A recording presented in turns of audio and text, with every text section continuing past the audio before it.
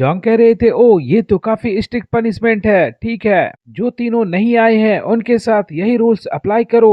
Black rock team के लोग आपस में एक दूसरे को देख रहे थे, क्योंकि इन्वेस्टिगेशन टीम के रूल के मुताबिक अगर किसी को 2 बार ये वार्निंग मिल जाती है तो उसे इन्वेस्टिगेशन टीम से बाहर निकाल दिया जाएगा। और जॉन्ग पहले दिन ही ये रूल को इन्फोर्स कर रहा है। बेली चैंकिंग भी सीरियस होते हुए कह रहे थे, समझ गया कैप्टन, रूल्स तो रूल्स होते हैं, मिलिट्री लॉ सभी के लिए बराबर है। तभी एक अचानक एरोगेंट साउंड सुनाई दी, ओए बताओ तो सही लेट कौन हो गया। एक बंदा जो सबसे आगे था वह कह रहा था, ओए तू ही है ना वो कियोस। ये नाम तो बड़ी बेकार सा देसी फील देता है। अगर कम से कम लीडर बनना चाहता है तो कम से कम बेसिक चीजें तो सही कर। हर बात में वार्निंग देने से कोई लीडर नहीं बन जाता है। जॉन्ग अपनी जगह से हिले भी नहीं और वह कह रहे थे, बेली चैंकिंग रूल्स को फॉलो करो। ये तीनों लेट आए हैं। तीनों के चेहरे एकदम सीरियस हो गए। उन्हें तो यकीन नहीं हो रहा था उन्हें एकदम इग्नोर मार दिया जाएगा। एक आउटसाइडर जो कि टेम्पोररी तौर पे लीडर बना है वो हमें इस तरह से अंडर एस्टिमेट करेगा, ये तो किसी ने सोचा नहीं था। तभी उनमें से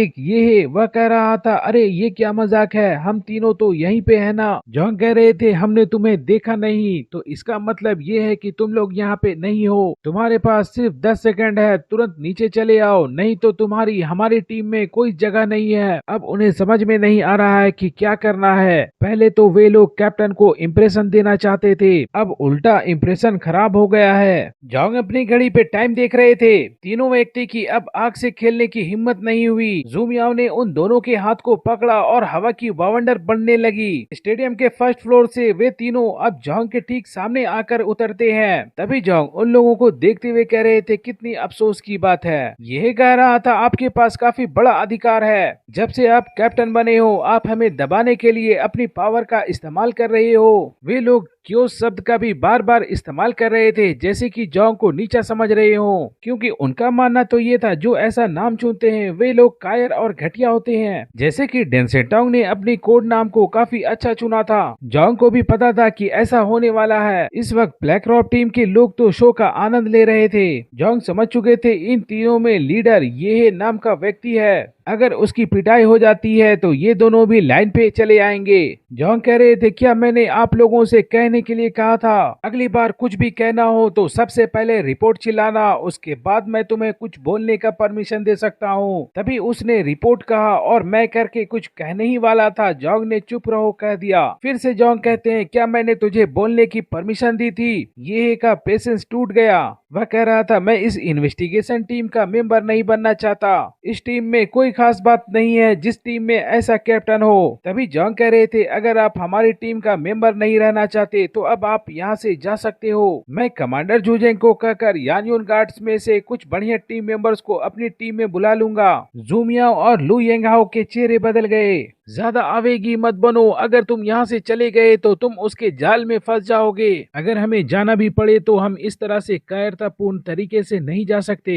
नहीं तो ये सेलेस्टियल टीम के लिए काफी अपमानजनक बात होगी। और हालांकि देखा जाए तो ये का फैमिली बैकग्राउंड ज्यादा गरीब नहीं था, लेकिन जूम याओ और लू येंगहाओ के लिए वैसा नहीं था। अगर वे लोग इन्वेस्टिगेशन टीम को छोड़ देते हैं तो उनके लिए काफी दिक्कतें हो सकती हैं। तभी ये कह रहा था, तो ठीक है आप टेंगो टीम के कैप्टन हो ना, चलो मैं देखता हूँ तुम कैप्टन बनने के लायक हो या नहीं। तभी जॉन्ग कह रहे थे, तो आपको ये बताने की जरूरत नहीं है मैं इस लायक हूँ या नहीं। आप खुद को क्या समझते हो। तुम्हें अपने शब्दों से जीतने की कोशिश करना बंद कर देना चाहिए। यह बता रहा था, इन्वेस्टिगेशन टीम के रूल्स एंड रेगुलेशन में ऐसा है कि अगर कोई टीम मेंबर अपने कैप्टन को चैलेंज करना चाहता है तो कैप्टन को चैलेंज एक्सेप्ट करनी पड़ती है। अगर वो इस चैलेंज में फेल हो जाता है तो उसे अपने कैप्टन की पोस्ट को छोड़नी पड़ती है। इस चैलेंज को रिजेक्ट नहीं किया जा सकता, क्योंकि मैं भी एक टेंगो टीम का मेंबर हूँ। वह मुस्कुराते हुए कह रहा था, मेरी चैलेंज को एक्सेप्ट करो कियोस। जॉन्ग सोच रहे थे, क्या बड़े शहरों के लोग इस तरह से मूर्ख हो जाते हैं। और वह कह रहे थे, क्या तुम मुझसे लड़ना चाहते हो। ये कह रहा था, मैं आपसे अकेले नहीं लड़ना चाहता।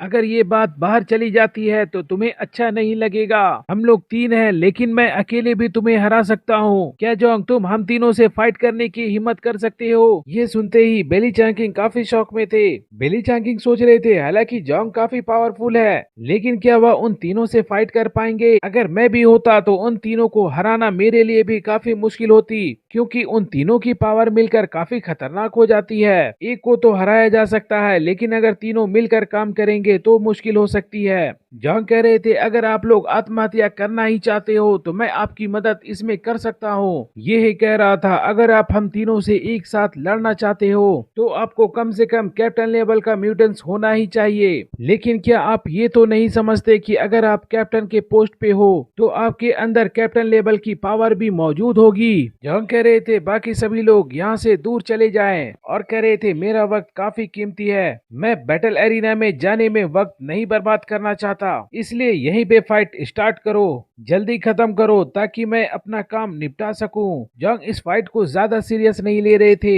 असल में जोंग ने पहले ही टू वर्ल्ड एब्सोल्यूट बैरियर को एक्टिवेट कर दिया था, जो कि काफी खतरनाक डिफेंस क्रिएट कर रहा था बिना किसी वीक पॉइंट के। ये कह रहा था हम 3 वर्सेस 1 की फाइट कर रहे हैं, इसलिए हमारी जीत तो पक्की है। अगर ये हार गया तो इसका कैप्टन बने रहने का भी कोई सेंस नहीं बचेगा। तब हम शायद अपनी गॉड टीम का इस्तेमाल करके अपनी हालत को इम्प्रूव कर सकते हैं। तभी ज़ूमियाओ कह रहा था लेकिन हम लोग इस बंदे के बारे में कुछ नहीं जानते और हो सकता है ये हमारे बारे में हर कुछ जानता होगा। टॉप लीडर से इसने सारा कुछ पता कर लिया होगा, ये तो हमारे लिए काफी बड़ा डिसएडवांटेज होगा। तभी यह कह रहा था इसीलिए तो हमने ये प्लान किया है 1 वर्सेस 3 का। अगर कोई कैप्टन लेवल का म्यूटेंस होगा तभी हम लोग हार सकते हैं। तभी कुछ देर बाद तीनों की प्लानिंग कंप्लीट हो चुकी थी। कह रहे थे ठीक है शुरू करते हैं।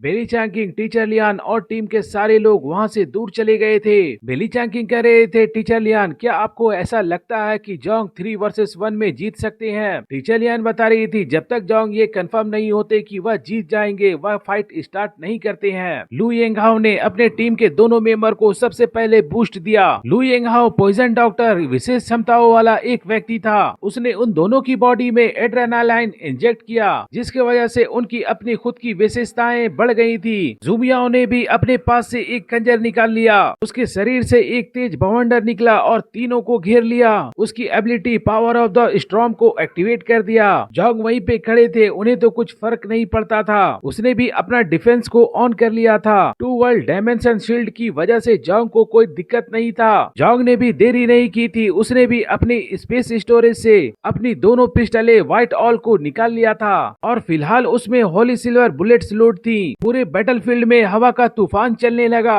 हवा की बहाव काफी तेज थी, जिसकी वजह से कुछ स्पष्ट क्लियर नजर नहीं आ रहा था। स्टॉर्म का फायदा उठाते हुए ज़ूमियाओ ने ठीक जोंग के पीछे चले आए। हालांकि जोंग को भी पता था कि हमारे पीछे वह आ गया है, लेकिन जोंग भी नहीं हिल रहे थे। वह मुस्कुराते हुए कह रहा था इट्स ओवर, अब तुम नहीं बचोगे। वह अपने खंजर से ठीक जोंग के पीछे अटैक करना चाहता था और जैसे ही उसने अपने खंजर से उसके पीठ पे वार किया, लेकिन वहाँ पे कटने की कोई साउंड नहीं आई। उसे ऐसा लगा कि वह किसी खाली स्थान पे अपनी डैगर को घुमा रहा हो। अचानक उसके डैगर के साथ उसका हाथ भी किसी खाली स्थान पे चला गया। अब उसे डर लगने लगा, उसे ये एहसास होने लगा, उसके सिक्स सेंस बताने लगे कि अंदर जाने से मौत हो सकती है। अचानक जोंग ठीक उसके पीछे चले आए थे और कह रहे थे इसे कहते हैं अंत। उसके सर पे गन तान दी गई थी। तभी जोंग को ख्याल आया कि इसे जान से मारना नहीं है, नहीं तो इतनी नजदीक से सिल्वर बुलेट से भी उसकी जान चली जाती। इसीलिए जोंग ने ठीक बगल में फायर किया ताकि उसे ये एहसास हो जाए कि जोंग ने उसे बख्श दिया है, नहीं तो आज वह मारा जाता।